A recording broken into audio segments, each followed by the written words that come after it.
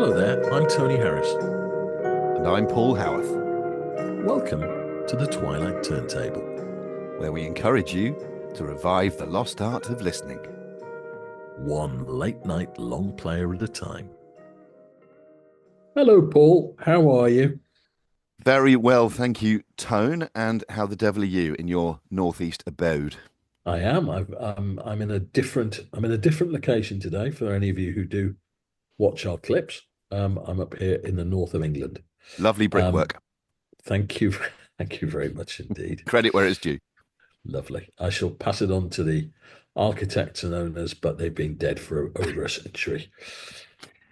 Noted. So here we are once again at Yep. the Twilight Turntable. Thank you again to all of you who've been joining in with us on Facebook, who've been downloading, who've been listening, who've been basically have been, I think, quite kind about our endeavor. So Yep. thank you for that. And as you know, the Twilight Turntable is named after my late night pursuit of always listening to an album before I go to bed. And what we do to try and encourage the lost art of listening is I set Paul some homework. And in fact, I set them now for you, dear Yep. listener, to perhaps prepare for our little trip down memory lane. Mm-hmm. And then we have a little chinwag about it. Yep. So, Paul, before we start nattering, Yeah. why don't you introduce this week's homework? Yes. Well, what you sent me this week was the splendidly entitled Gratuitous Sax and Senseless Violins, an album by Sparks from 1994. So a few first impressions of the album. Well, firstly, the title. What a magnificent, overblown title it is. And actually, this is where this week's tidbit comes from.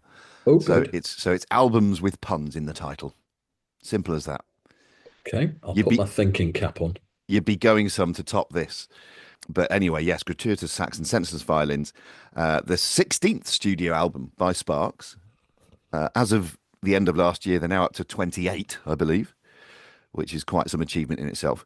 But this one, released in 1994, came after a 6-year hiatus, I understand, 6 years after their previous album.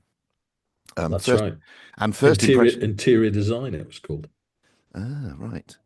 But I did wonder on first listen to this if they'd spent those 6 years listening to the Pet Shop Boys, because a lot of the sound is very reminiscent, shall we say. And let's not forget that the Pet Shop Boys had released Behaviour in 1990, slap bang in the middle of that 6-year hiatus, so they had plenty of opportunity to absorb all of that.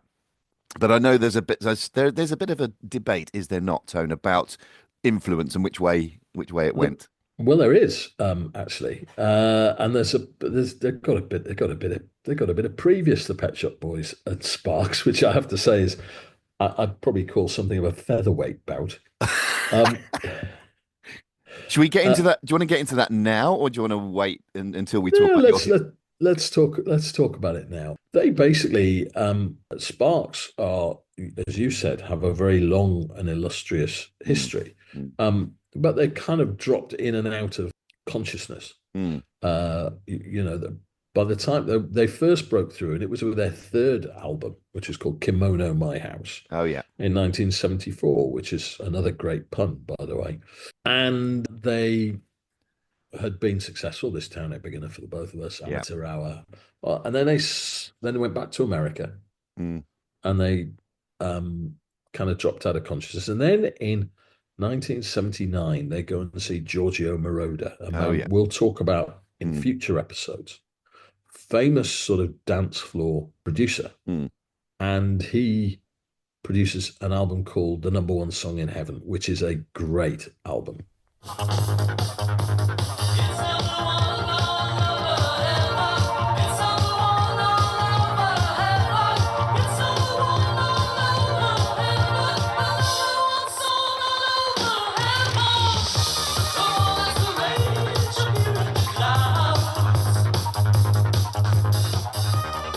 But not only is it a great album, it changed Sparks because they'd kind of been a band before then. Yeah. They had drummers and guitars and bassists, including a drummer called Dinky Diamond. Dinky Diamond. I read about him. Dinky Yeah. Diamond. And this, in many ways, kind of set the template for what you'd then see throughout the 80s, which is the synth duo, Yeah. a sort of slightly expressive but contained frontman and an Yeah. almost silent, unmoving synth player. And that's Hmm. really what the atmosphere, the environment of Sparks was Yeah. present. Their visual presentation was that. And it was always felt that not only in terms of sound, because Mm. it was quite a new sound that they put out there, but it also in terms of sort of aesthetic, Mm. this was something that basically everybody then sort of followed, from OMD into Erasure Yeah. to, and of course, the Pet Shop Boys. Mm. And perhaps the Pet Shop Boys seemed the most close to it because they kind of have that silent Chris Lowe figure, Mm. slightly menacing, often glowering from under a baseball cap. Whereas Sparks has the enigmatic Ron Yeah. with his, well, at that stage, his little, he'd call it a Charlie Chaplin tash. Yes. But, Some people might ascribe other influences to it, but yes. well, John Lennon, when he saw him, said, "Look at that, there's Hitler on the telly." There you go. When he was on. And Yeah. in fact, they wouldn't let them on TV in France because they just said, no, we can't have this. Probably hadn't done the correct paperwork knowing the French. Well, I think it was more that it brought back rather painful Sure. memories for them. Sure. So there was an article that was in Q magazine, and Sparks were being interviewed, and they said, "Yeah, well, basically, we wrote some of the Pet Shop Boys songs." Mm. And I think it was intended to be a throwaway, but it absolutely incensed Neil Tennant. Right. Of course, former journalist, Yep. had been in doing the singles reviews in Smash Hits, for those Yep. of us who remember it. Hmm. And he wrote them a letter, a letter of outrage to Q, Mm. saying this is, preposterous and, it's simply untrue and that had not happened. And then he said, about 3 weeks later, he bumped into them in the recording studio. Oh. And actually, they were terribly apologetic and said, "No, we didn't mean to do this. And it was fine. Of course, we didn't write your things, and that wasn't really what we intended." However, Yeah. there is a kind of feeling for Spots. They've never really been given the credit for starting what became a big kind of UK music movement, which is Yep. the sort of the synth duo. Mm. And if you think about the kind of humor that we're going to talk about in Gratuitous Sax and Senseless Violins, Mm. you can kind of see where the Pet Shop Boys might have decided to pick some of that up from. If you think the album they had just released was A Very, which Mhm. has things like "I wouldn't normally do this kind of thing" on it. Yeah. Taking all my clothes off, dancing to the rite of spring. I wouldn't normally do this kind of thing.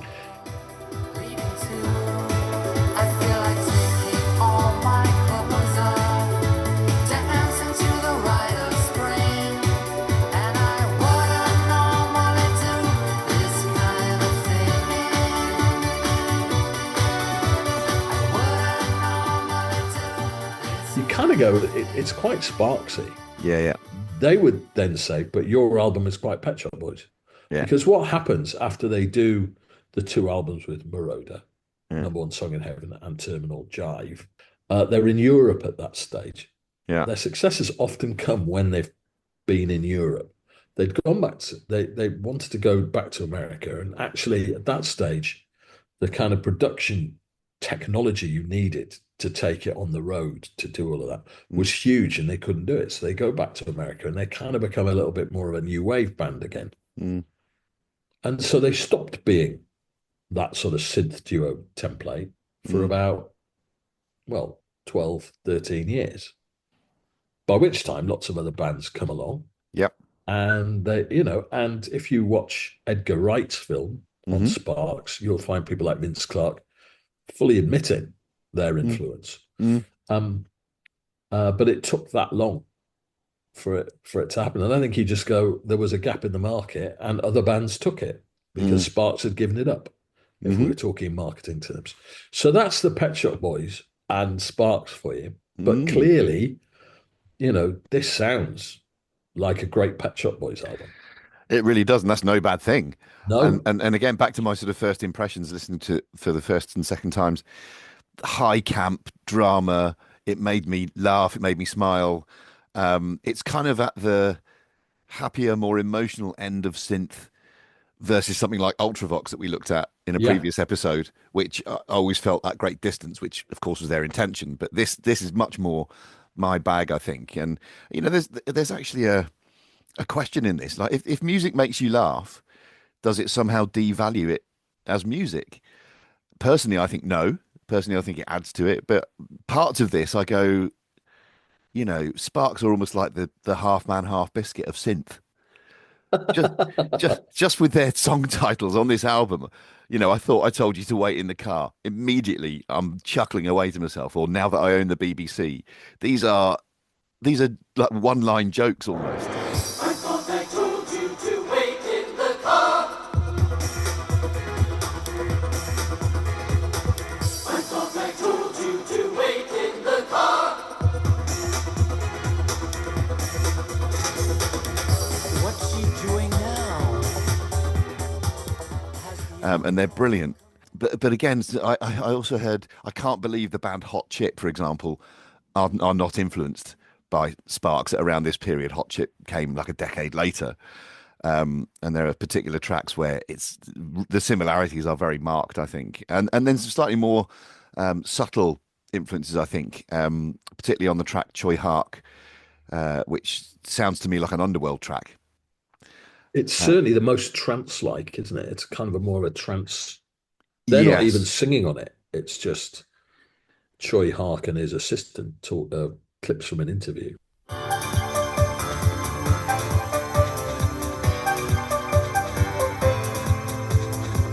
I'm Jahar. I'm a film director. I made several films. I'm Jahar. I'm a film director. I won several awards for my films. Exactly. So it's a very odd track. It's not one of my favorite tracks off this album. It's for me it's the least enjoyable. Yeah. It's the outlier that sort of slightly Yeah. it slightly derails it for me, if I'm to be honest. But it still lodges in your head a bit. Yeah. It's got that sort of it's quite hypnotic. It's hypnotic, exactly the word I wrote down about it, actually. Oh. But the album in toto, it has some absolute bangers on it. The singles, When Do I Get to Sing My Way? And When I Kiss You, I hear Charlie Parker playing, which is, again, a poetic, beautiful title for a song. And Now That I Own the BBC, these are absolute bangers in my book.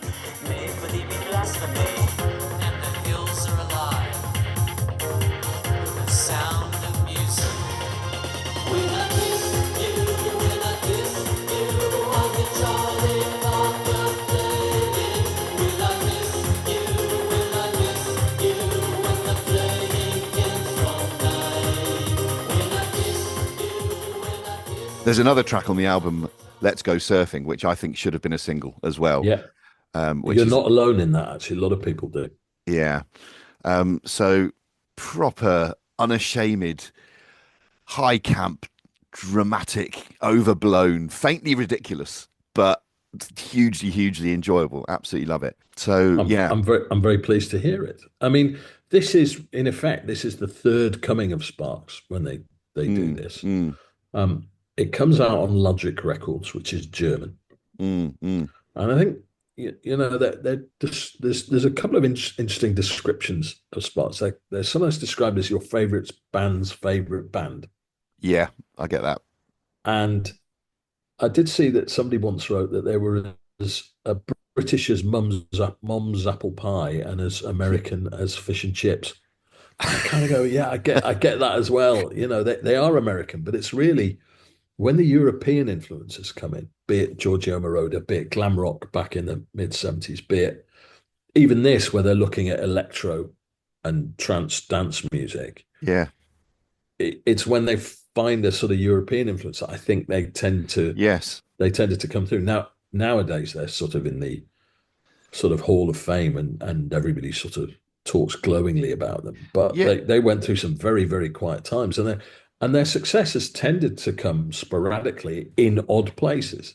So this album is huge in Germany, huge in Well, Germany. they're odd people. I mean, they're odd.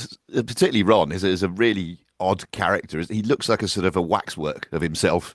The kind of the brooding, scowling, highly mannered look, and the uber sculpted kind of tash. As I say, it's faintly ridiculous, but amusing. It's so knowing, self-knowing, that I really sort of get a massive kick out of it personally. I mean, you And see some of that on the cover, even.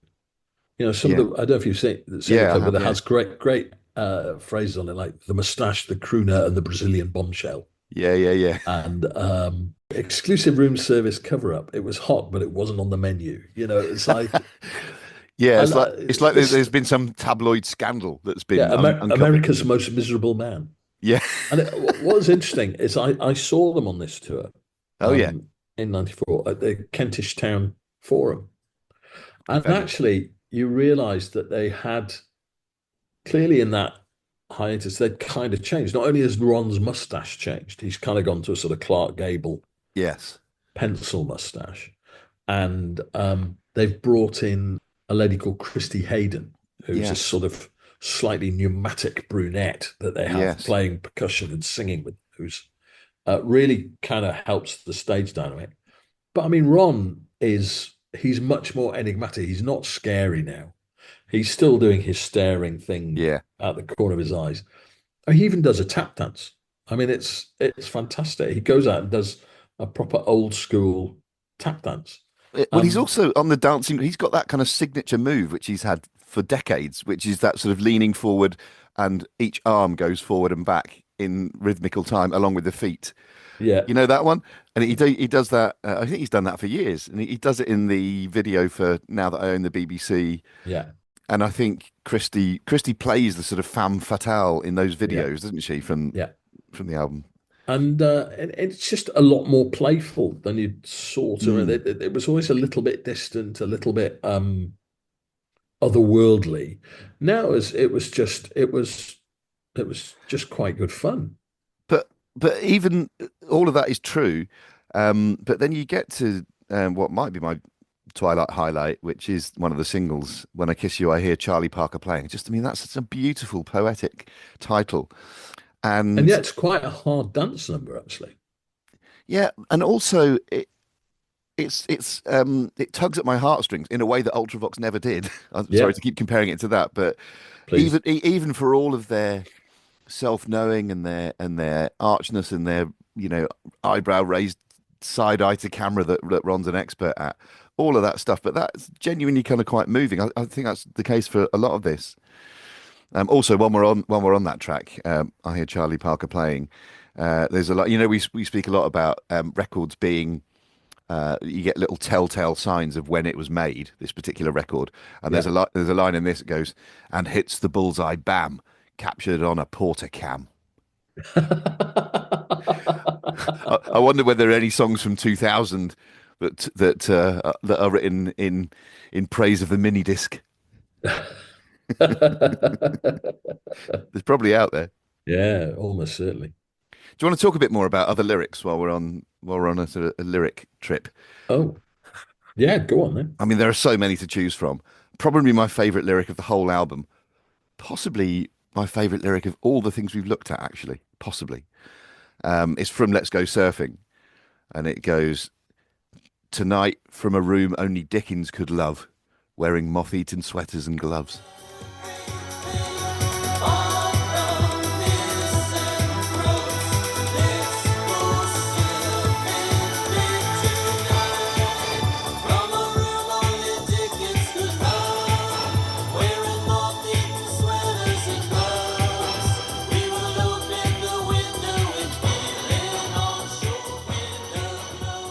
It's quite something. I was like, Amazing. from Let's Go Surfing, I got past the people named Kelly and Joe who have nothing in common with anyone we know. Yes. And actually, Let's Go Surfing's a really interesting song, actually, Yeah, because I I love think that. you're I love right. that track. It's really uplifting. Yeah.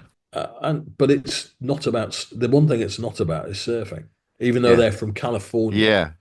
It's really about, for most of us, there's a whole world that people sing about, and we get nowhere near. You know, we have very dull, mundane lives. Wouldn't it Yeah. be wonderful if we did that? And I think it's actually a really interesting way of talking about Well, it. It the, sounds, like the electronic Beach Boys, and yet it's not at all. the word I wrote down about this song, to me, it sounds like a song about escape.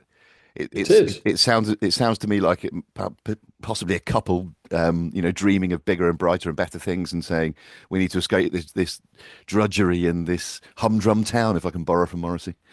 You can, but it. I mean, that's exactly right. It's every day's like Sunday. Yeah, It's the yeah, enemies will live and die in these towns. I mean, yeah. that's the world that they're actually describing Which to break out of. funny enough, I heard that song on Saturday when I was at Coventry City versus Ipswich Town. They play Oh, that song. They play that you- song before games, and it's quite stirring, I have to say. and yet they're from California and would have gone to the beach any time they wanted.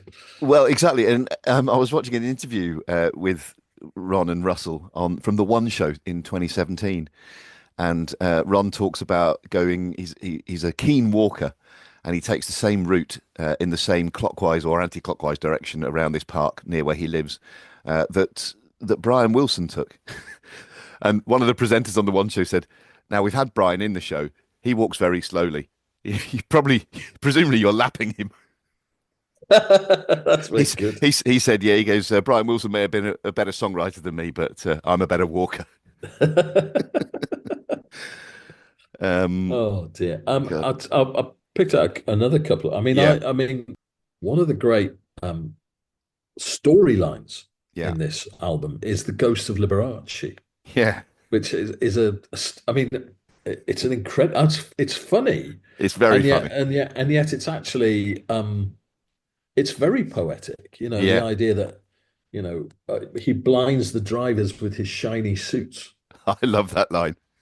And oh no, now they're throwing cans of beer. Yes. The idea that the Ghost of Liberace comes back and plays for everybody. He plays, he's humming Evita, Moon River, and Michelle, and Yeah. the crowds are not liking it. And then he wins them round, and it's just It's a triumph. Oh no, now they're throwing cans of beer. Oh no, I thought those could disappear. But he remains in all his glory, so strange. These aren't the kind of people that he can change. But wait, now they're starting to applaud. Guess there really is a God above. Again, so ridiculous, and yet somehow strangely emotive. Yeah. Exactly. And and you get this through a lot of them. I mean, we should talk a bit about we talk a lot about Ron, but we should talk a bit about Russell, Yeah. because he has kind of two vocal styles. He Yeah. has this incredible falsetto, Yeah. Extraordinary. which you immediately hear it go, that's Sparks, because nobody Yes. else sings like that. But he does have something which the Germans called Sprechgesang, Ooh, what's that? which is where a song is spoken rather than sung. Yeah. So something like Frankly Scarlet, I Don't Give a Damn, Yes. he kind of talks through. It's sort of the same a little bit in I Thought I Told You to Wait in the Car and in Hear No Evil. Yeah. And it's quite interesting. In Frankly Scarlet, there's that soft Southern accent delivered without the slightest trace of a British accent. Even that's starting to wear on me now. You have your fans, but frankly, Scarlet, I don't give a damn. That soft southern accent, delivered without the slightest trace of a British accent. Even that started to wear on me. I've made my plans, but frankly, Scarlet, I don't give a damn. And that's not the first time they've done a Gone with the Wind song. They did a song called Gone with the Wind, which was on Indiscreet. Oh, it's an outtake from Indiscreet. But, Well, they're both incredibly interested in film. I think they both might have studied film or related things at well, UCLA, didn't they? actually, their hiatus is because they were trying to make a film. That as a manga film or something? It was a manga film, Yeah. and it was about my psychic girl. Yeah. And I think they might have been trying to do it with Choi Hart, although there's talk Yes. they're also doing things with Tim Burton. Yeah. So yeah, they're fascinated with film. They've just done recently a soundtrack to a film called Annette Okay. with Adam Driver. So yeah, they're very much in vogue now. Yeah. Which Yeah. is good. That Frankly Scarlet, I don't give a damn. I also like. I wrote down the soft Southern accent line. I like that. That made me laugh. As did we've cut each other so much slack. We're both falling over backwards. It's an incredible sort of odd way into a song, and yet it works perfectly. And then you have I Thought I Told You to Wait in the Car. I mean, it's very Sunset Boulevard. It's a sort of astonishing story of being the sort of everyday partner of a diva celebrity. Yes. You know, what's she doing now? Autographing biographies, adding to discographies. I mean, and then she turns angrily and says, "I thought I told you to wait in the car." You know, it's like, wow. You know, it's Yeah. And it's very Sunset Boulevard. in my wildest dreams, I never saw Warren Beatty as a rival. But also, now I bet you didn't expect to hear Tommy Cooper's name mentioned in this particular podcast. I didn't, but I'm looking forward to it. Well, I thought I told you to wait in the car immediately made me think of a Tommy Cooper joke. He's at an event. I'm going to try and find this clip. He's at an event. It's one of these sort of grand London mayoral type events with barkers and people wearing red coats, and it's all very formal. And he stands up to speak. Toastmasters. Toastmasters. You've got it exactly. He stands up to speak. Distinguished guests, ladies and gentlemen. From now on, the speech goes downhill a bit.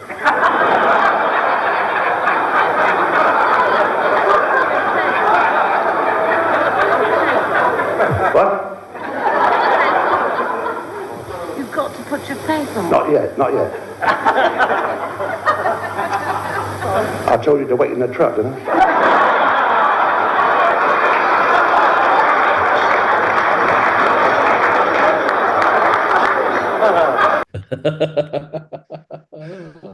Heckled by your own wife. Anyway, I might find that clip because, hey, who knows?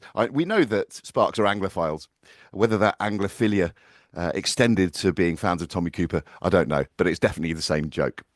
Well, it's funny you should talk about that Anglophilia because that leads you to Now That I Own the BBC. Yes. Part of this apparently is that they had a bit of an axe to grind with the BBC because they didn't give them airplay. Yeah. And that they'd always felt that was harsh on them and that had therefore dented their career. Mm-hmm. However, there's also a story that originally they were going to do a sort of a version for every territory. So it's, Now That I Own NBC. Yes. And it fell down because they couldn't make RTL. Right. I saw that same interview. Yeah. Which made me laugh when Ron said it. He said it was becoming too much. I mean, we can imagine having to record how many different versions, but RTL doesn't rhyme with anything. And then I suddenly thought to myself, but in the song, they don't rhyme BBC with anything. No. They could have gone, now that I own the RTL, da-da-da-da-da-da. Yeah. So, yeah. I don't know if that was just them playing with it. I think if I was to say my Twilight highlight is Now That I Own the BBC. Okay. I absolutely love this song. I mean, it's very Pet Shop Boysy, actually, this one, but it's so funny. It's, you can't get it. It's an earworm you can't get out of your head. Yeah. Rupert Murdoch, help me out. I'm flying blind. Yes. Ted Turner, help me out. I'm flying blind. And then there's the thing that, because they ask Rupert Murdoch for advice because he knows how to get things out that are refined and unrefined. I mean, it's like, wow.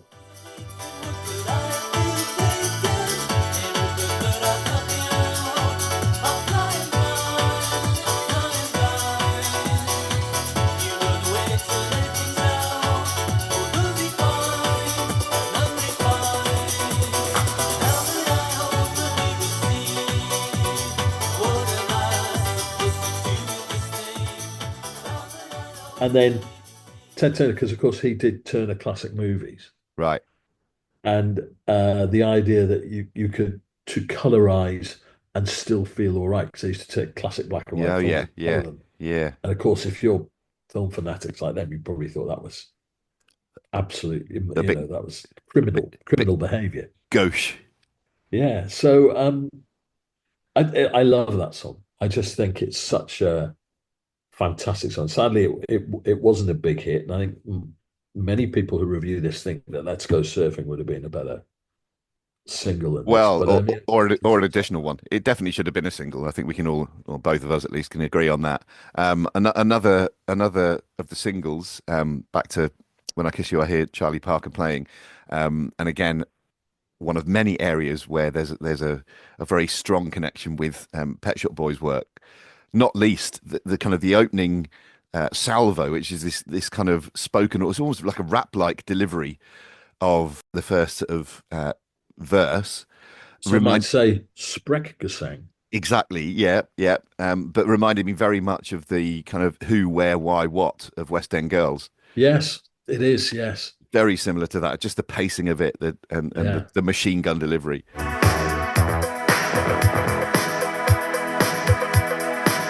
many shadows, whispering voices, faces on posters, too many choices. If, when, why, what, how much have you got? Have you got it? Do you get it? If so, how often? Which you choose, a hard or soft option? In a western town, out of the doorway into the morning, wish I was a bird that was migratory, spoken half in jest. Catch the bird that's in my nest. Out of the doorway into the morning, all of them seem to be saying, never know it, I'll never show it. Only I hear it, only I know that what's apropos for me may believe me blasphemy. And the hills are alive with the sound of music. When I kiss you, when I kiss. And then you've got the other big single, a huge single all over Europe, and biggest hit in the UK, which is "When Yep. Do I Get to Sing My Way," Yep. which I think it was actually what triggered me to get the album in the first place. I Was heard it? the Okay. single and then went, "Wow, this is great." In fact, I saw the video, Yeah. which, as you rightly says, has Christy Hayden as the sort of femme fatale. The video's great, not least because there's a lovely little there's a bit where obviously there's lots about the brothers, and I don't know if all their videos are like this, but certainly this one and the Charlie Parker one, they both seem to be about there's a sort of a love rivalry between the two brothers who are in Yeah. character in some sort of film noir type setting. But anyway, there's a bit in this video where they go back in time and it's just the two of them as kids playing and singing. And the kid who's on the keyboards turn around and he's got a little pencil tash. Yes. This little 8-year-old kid. It's brilliant. It's lovely, isn't it? And of course, well, it's not quite the start of the album, because No. actually there's that little gratuitous sax. You need another element, you need it right away. What should I do? What should I do? An element to titillate so they won't go away. I thought of you, and now you're blue to you were blue, and now you're blue to you were blue, and now you're blue to you were blue. Throw in some gratuitous sax.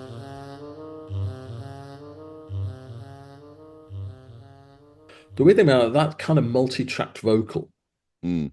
they'd done that before. That's the opener of their 75 album, Propaganda. Does sort of the same trick. Yeah. And it's really interesting they do that. And then, of course, it goes into When Do I Get to Sing My Way, which is a sort of, I don't know what you make of it, but I think that's quite an epic song.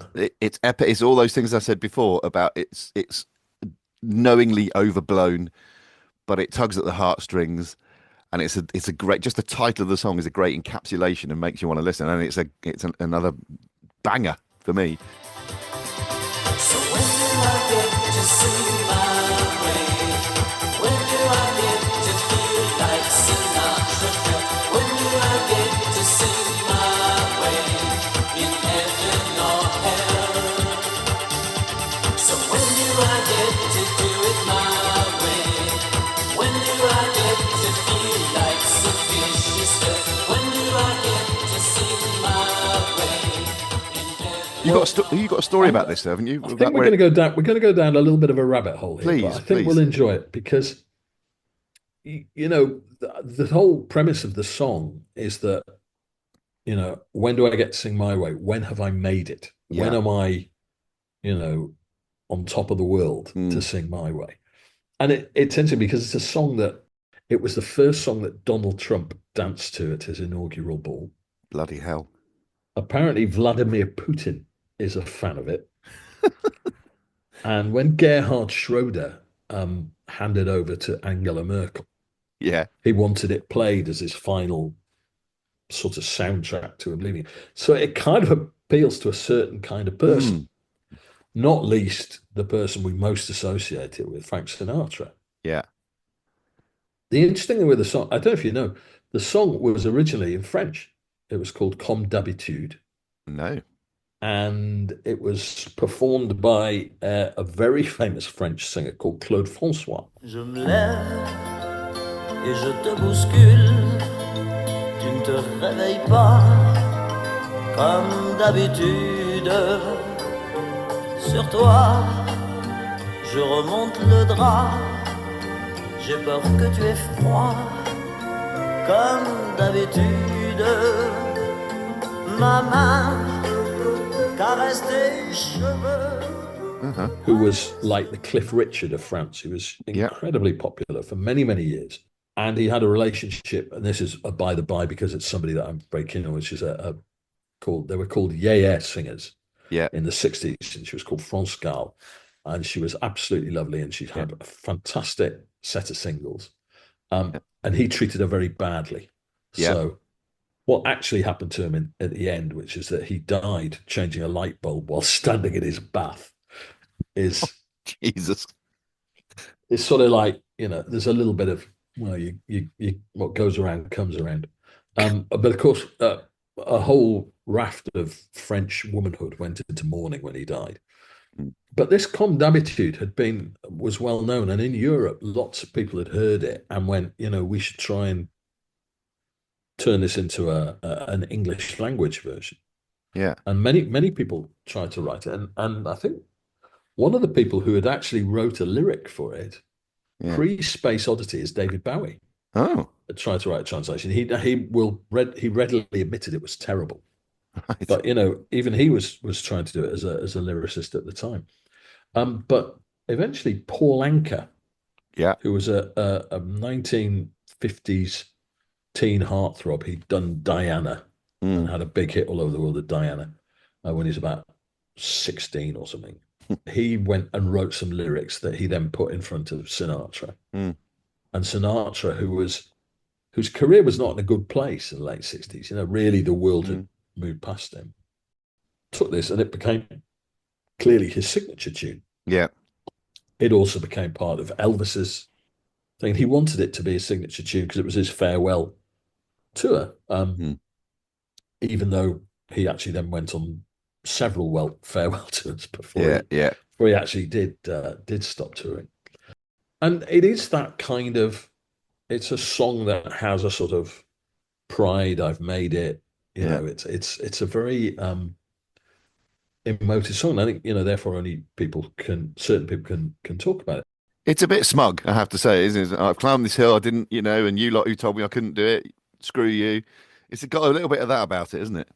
Well, this is where I'm now going to go a little bit off piste, but I hope you'll bear with me, Paul, because as some of you will know, but not all of you, Paul and I are not only rarely in the same postcode, we're rarely on the same continent. And although at the moment I am, normally I spend most of my year living in Manila in the Philippines. And there was something of how would we call it? Something of a sort of historical incident, which is called the My Way killings. Oh, God. Which happened in the Philippines.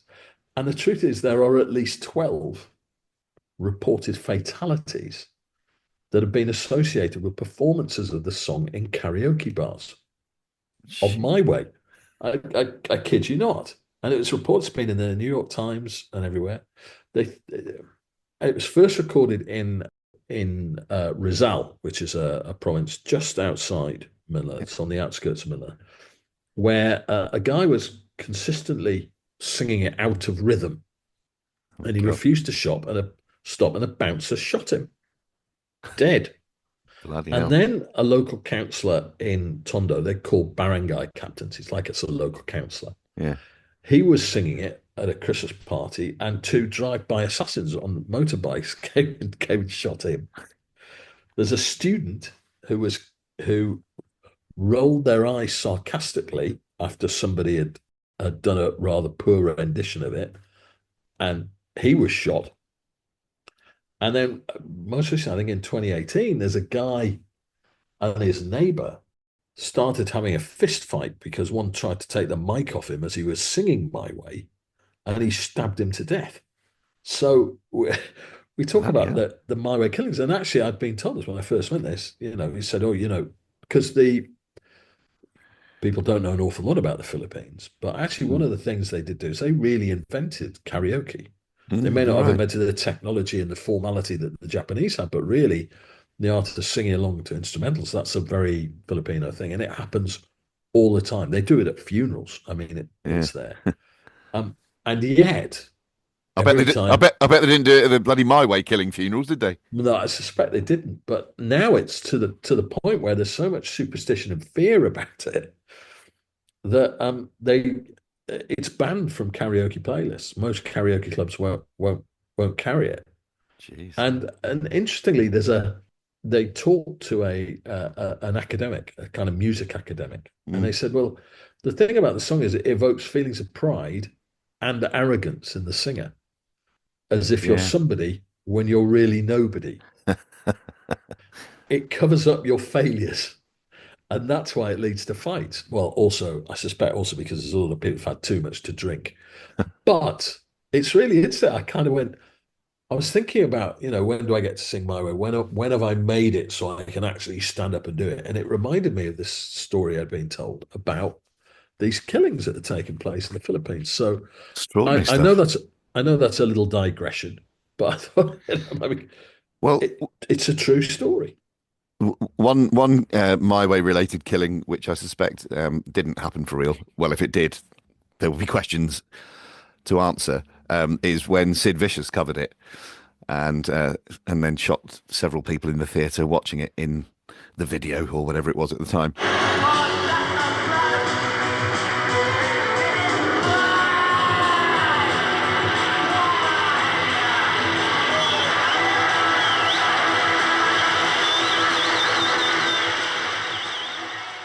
And in fact, Sid Vicious gets a mention in the Spark song. Yeah. When do I get to feel like Sid Vicious felt? Yes, which I obviously misheard that lyric, or I thought they were talking about sedition, and it was only when I looked at the lyrics, when it was, Sid Vicious. Oh, I see what you mean. Yeah, that makes more sense.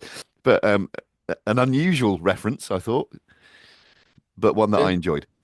Yeah, I mean, and it's an absolutely great song. It's a huge hit across Europe. It's a real staple of their live show still.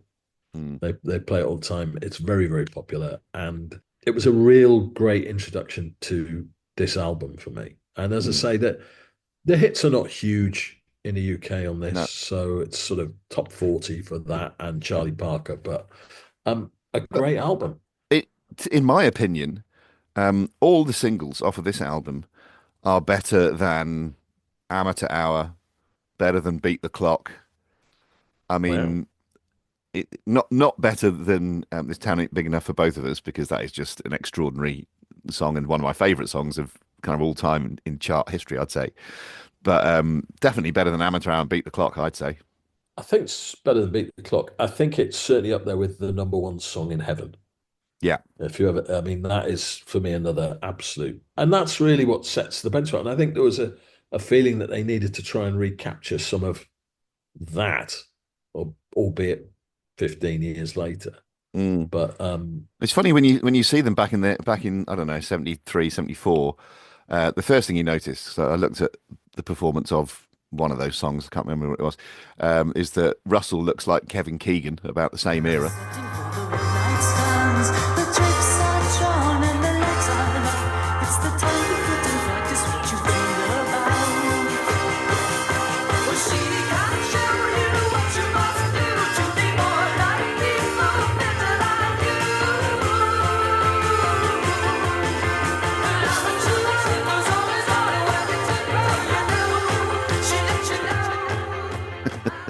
Are you saying there was a shaggy perm? There was an excellent shaggy perm. And then the second thing, as you mentioned before, is that they're playing with a full band, guitars, Yeah. dinky on the drums, all this stuff. And you think it's when you know what they became, you think what they became is what they were always destined to be. Like the two of them, very technology based rather than actual instruments. And it's kind of in that earlier incarnation, it almost doesn't suit them, I think. Well, well, now you close your eye, you think of Sparks, and it's just the two brothers. With the benefit of hindsight, of course. Yeah. Yeah. And that's right. But that was not the intention when they started. You know, they Yeah. came over. They were a band called Half Nelson. Yeah. They'd had an album called A Woofer in Tweeter's Clothing. That is a great title as well. They've got And they'd love been 'em. working with Todd Rundgren Right. in the States. And then they came to Britain. They thought they were real Anglophiles, and they thought that they would find a more suitable audience for them there, and they did. And so from 74, 75, that's where they went. But then they went back to America, Yeah. and it all went quiet for a few years. Then the Marauder experiment happens. They kind of come back into, and then they disappear again. And they have a couple of hits in France, Cool Places, which is a duet he does with Jane Wiedlin from the Go-Go's. I wanna go to cool places with you. I wanna take you cool places tonight. I wanna go where nobody's a fool. And no one says, oh, hey girl, need a light. I wanna move like this and that. A minimum of chit chat. I never wanna cool down, cool places tonight. Rumor has it he had a brief fling with Jane I Wiedlin. don't think it's even a rumor. Right. I think he did. I think he did. There's definitely a full-on kiss in the video between the two of them. Yeah. I mean, it's absolutely what the Americans would call new wave, but it's not a record I think is particularly good. It's a bit of fluff for me. It's really I mean, not you look at the video. I suppose by then, Russell is a man in his late 30s, something like that, Probably, mid 30s at least. But he looks older. He looks like he's playing games with the younger generation. Yeah. And this slightly awkward. Well, obviously went somewhere. The two of them had a brief thing.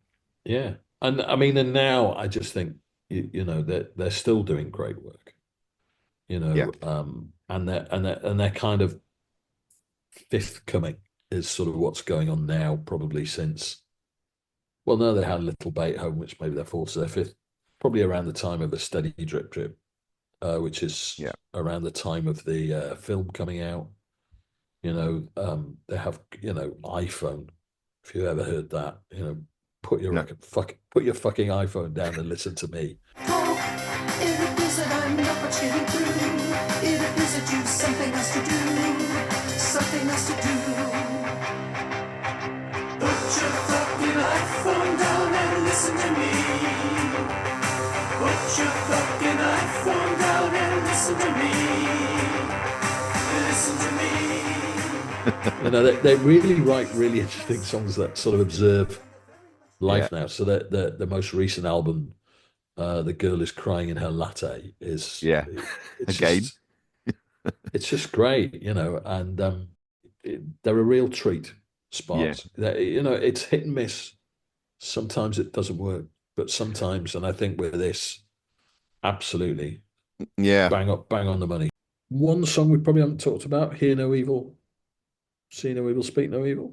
Yeah, which is probably towards the bottom end of my ranking. But it doesn't mean it's not a good song. I quite like it. You get a lovely example of Russell's falsetto in this as well. Do you ever?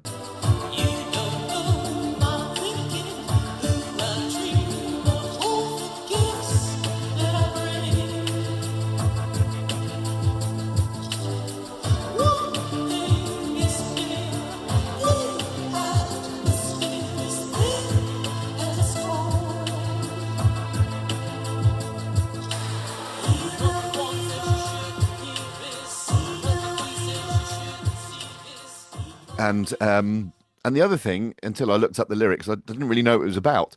But then you look at the lyrics, and the first lines are, "I'm the wife of Clinton. I don't have a problem with all of this." And you think, okay, now I know what you're talking about. It's almost like a chiming clock, this one. Ding, Yeah, ding, ding. So it's got that insistent kind of thing yeah, going on. So it's got its own, like Choi Hark, like that hypnotic kind of quality about it. it does. It does. I think it's better than Choi Hart for that. I mean, it's a extraordinarily varied album for considering it's sort of meant to be electronic and Yeah. synth based. There's so much variety on it. Yeah, the bangers. So all the singles plus, Let's Go Surfing Yeah, should have been a single. You know that sort of one grouping, if you like. You got these. There could be extraordinarily camp kind of musicals. I thought I told you to wait in the car, or frankly, Scarlet, I don't give a damn. Things like that, yeah, which are kind of more they're less accessible. They're less immediately accessible, if you yeah. like. But listen, the whole album I've thoroughly enjoyed. So, are you going to give it a score, Paul? I am going to give it a score. Go on then. It's just going to squeak a first. I'm going to give it 71%. Not least because that will rather irritate the Aztec camera fans. Same mark I gave to Highland Hard Rain, but I've enjoyed it. Well, I've enjoyed it equally. Very different piece, but okay. it's a worthy. It's a worthy first, I'd say. 71. I think it is. I think it's a great album. I think it is a first. It's my favorite of all their albums by quite a long way. Well, I've got 27 other ones to listen to now, haven't I? So You do. You know, I think when they did Exotic Creatures of the Deep, they performed each of their albums in full over, I think at that stage it was 22 nights at the ICA or Forum or somewhere like that in London. Blimey O'Reilly. And every album they did in full. That's quite an undertaking. And Tony, you're going to give us obviously the other Sparks albums would be a good place to start for further listening. But anything else we should be lending our ears to? I mean, as far as the Sparks albums go, I definitely listen to Number One Song in Heaven because that's sort of what I think they're trying to get back to. And you kind of understand, you know, the gap in between that and this, and the other bands come in and take it. I would always listen to Pet Shop Boys and Very. Yeah. Because it's a super album. And Behavior, which is slightly darker, but you know, I would definitely listen to Pet Shop Boys. I love Behavior. I think you can always do well, you know, listen to some, you know, maybe Erasure's greatest hits. You'll be quite happy with that. This comes from there. But the knife is sharp. You better watch that you don't cut your hands.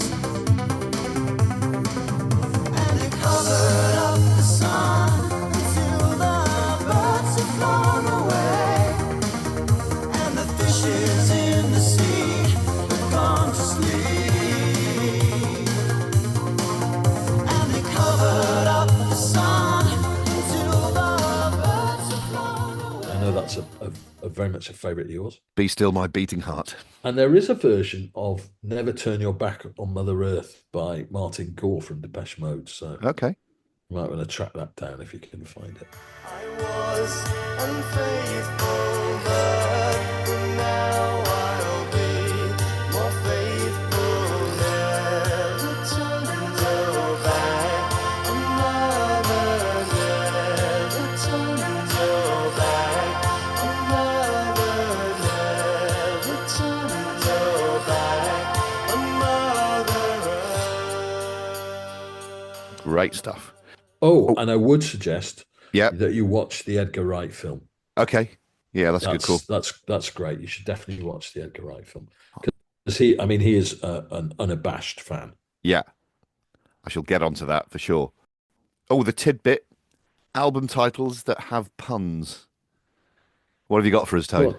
Well, I do. I have a few for you, actually. The first one that came to mind, always the first place I go, as you know, is to check on the Rolling Stones.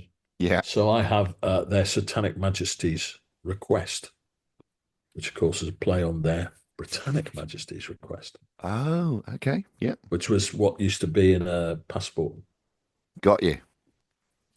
That's a nice one. Shall I give you one back? Go on. You've done the Stones, so I'll do the Beatles. Rubber Soul. Oh, of course. Rubber Soul. And let's never forget that the Beatles itself is a pun. It is. It is. I can give you Slade. Go on. Till Death Us Do Part, which of course is a cover with a nail sticking, literally hammered into somebody's ear. That's good. All right. Well, I will respond. It's like a game of tennis, isn't it? Yeah. I shall respond with The Hour of the Bewilderbeast by Badly Drawn Boy. Oh, that's very good. That's a very nice album, that as well. Yeah, I like it that a lot. album. I like it. I do have a couple more if you want. Please. Robert Plant, Yep. Now and Zen. These are good. And as a final one for you, Yeah. and of course, I'd like to not saying that I necessarily endorse this title in any way, shape, or form, but it was funny, and it's by the prog rock band Caravan, Yeah. who I have in the land of the Pink and the Grey. But they had an album from 1973 called "For Girls Who Grow Plump in the Night." On that bombshell. On that bombshell. But no, On please that- do, please not do Brazilian bombshell. please do get in touch with your own suggestions for these or any of the other tidbits that you can find reminders for on our Facebook page, or indeed by listening to back episodes. Now, next time on the Twilight Turntable, what have we got coming our way, Tone?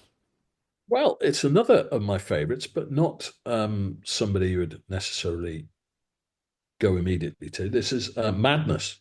Mm-hmm.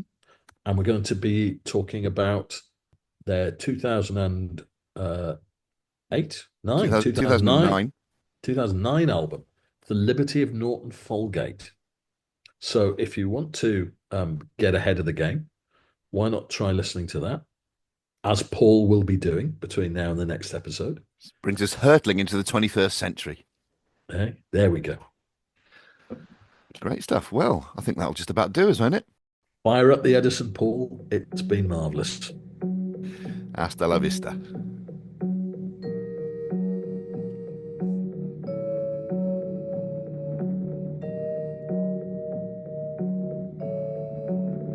We'll see you next time at the Twilight Turntable, where we'll be trying to change the world one late night long player at a time. Please try listening.